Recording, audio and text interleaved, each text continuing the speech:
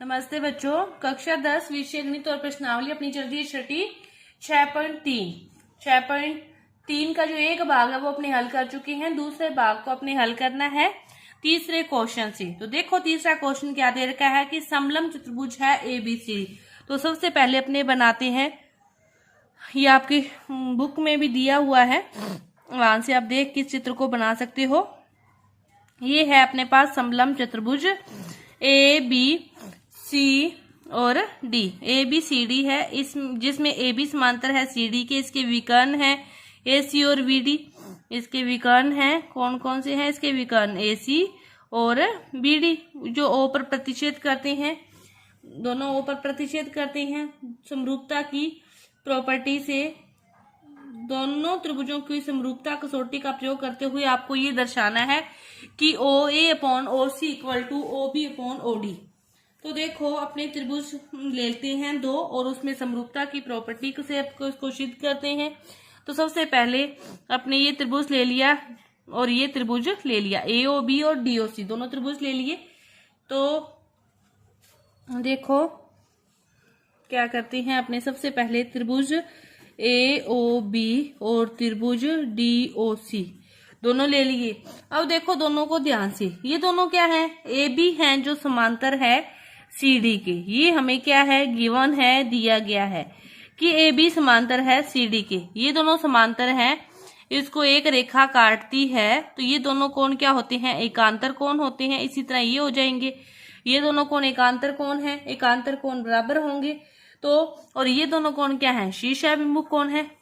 ये दोनों शीर्षाभिमुख है और ये दोनों एकांतर हैं। तीनों कोण बराबर हो गए। लिखना ही है, बस लिख दो कि जो कोण है AOB इक्वल है कोण AOB DOC के। क्यों? ये कौन से कोण है? ये शीर्षाभिमुख कोण है।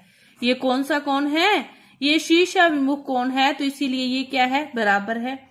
फिर जो कोण है DBA और BDC, कोण DBA बराबर है कोण BDC।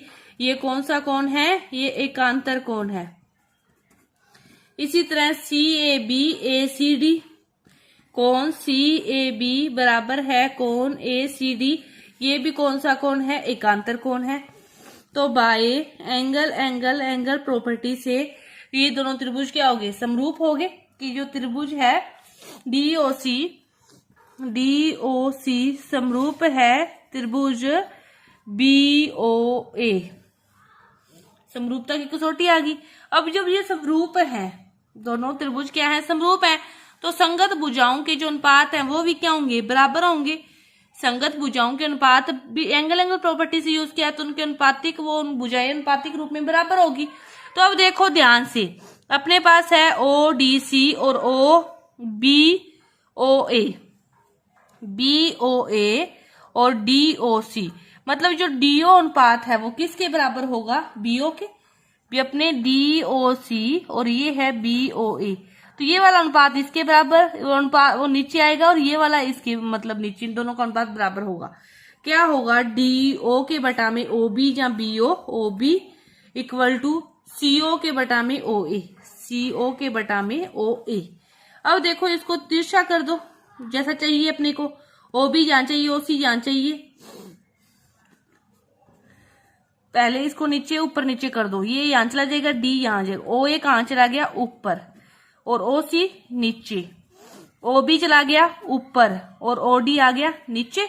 ऊपर नीचे जैसा अपने को प्रूव करना है उसी अकॉर्डिंग इसको एडजस्ट कर लिया। तो यही हमें क्या करना था? प्रूव करना था, और ये अपना प्रूव्ड हो गया। बस समरूपता की जो नियम लगा है वो देखना है। एकांतर कौन है? क्यों है? क्योंकि समांतर भुजाएं दी है। शीर्षाभिमुख कोण का आपको पता ही है। इसके बाद देखते हैं अपने चौथा क्वेश्चन। चौथा क्वेश्चन क्या दे रखा है कि आकृति आपको दे रखी है। इसमें क्या दे रखा है कि QR upon QS QT upon PR है। कोण 1 बराबर कोण 2 है। तो अपने को ये दर्शाना है, जो दे रखा है वो दर्शाना है। तो क्या करें? सबसे पहले अपने को क्या त्रिभुज, कौन कौन सा त्रिभुज है? PQS और TQR। PQS ये वाला हो गया और TQR ये बड़े वाला हो गया। TQR क्या हो गया? बड़े वाला। पी क्यू एस क्या हो गया, ये छोटे वाला हो गया। तो अपने इसमें देखते हैं पी कौन सा त्रिभुज लेंगे सबसे पहले अपने, तो सबसे पहले अपने त्रिभुज लेते हैं त्रिभुज पी क्यू आर लेते हैं। इसको अपने क्या करते हैं, देख इसमें अपने सबसे पहले देखते हैं त्रिभुज पी क्यू आर में अपने को क्या दे रखा है। एक तो कोण 1 और कोण 2 बराबर दे रखे हैं। तो समद्विबाहु त्रिभुज की तरह देखो, समद्विबाहु त्रिभुज के बारे में सभी जानते हो कि उसकी 2 कोण बराबर होते हैं। तो जिस त्रिभुज के 2 कोण बराबर होते हैं उसकी 2 भुजाएं भी बराबर होती है। तो अब देखो इसमें कौन सा कोण बराबर है, कोण 1 बराबर कोण 2। तो कोण 1 के सामने वाली भुजा कौन सी होगी, पी आर, और कोण 2 के सामने वाली भुजा पी क्यू। तो पी क्यू भुजा क्या होगी, पी आर की क्या होगी, बराबर होगी। ये हमें दिया गया उसी के अकॉर्डिंग है ना, दिया गया है, ये हमें दिया गया है। अब देखो अपने को और क्या दे रखा है, अपने को ये दे रखा है Q R upon Q S equal to Q T upon P R, ये हमें दे रखा है। अब अपने क्या प्रूव किया है कि P Q equal to P R. तो पी आर की जगह अपने क्या लिख सकते हैं, पी क्यू। इससे पी आर की जगह क्या लिख सकते हैं, पी क्यू। तो क्या हो जाएगा ओ क्यू आर अपॉन में, ये क्यू है दिया हुआ, Q S equal to Q T upon P R की जगह हमें क्या रखना है, पी क्यू। पी आर की जगह पी क्यू रख दिया। अब देखो त्रिभुज पी क्यू एस और जो हमें प्रूव करने हैं वो दोनों त्रिभुज देखो क्या है, त्रिभुज पी क्यू एस और त्रिभुज टी क्यू आर, दोनों में पी क्यू एस और टी क्यू आर, ठीक है। अब अपने को क्या है दे Q R upon Q S, ये हमें दे रखा है ना, Q R upon Q S, और Q T upon P Q, इसी त्रिभुज की भुजाएं है, इसी त्रिभुज की भुजाएं होगी ये वाली, ये हमें दे रखी है। और देखो उभयनिष्ठ है जो कोण जो क्यू है वो दोनों में आ रहा है, टी क्यू आर में भी आ रहा है और पी क्यू एस में भी आ रहा है कि जो कोण क्यू है, कोण क्यू के उभयनिष्ठ है, भुजाओं का जो अनुपात है वो क्या है, बराबर है। तो एस ए एस प्रॉपर्टी से जो त्रिभुज है अपना पी क्यू एस क्या हो गया, समरूप हो गया त्रिभुज टी क्यू आर के।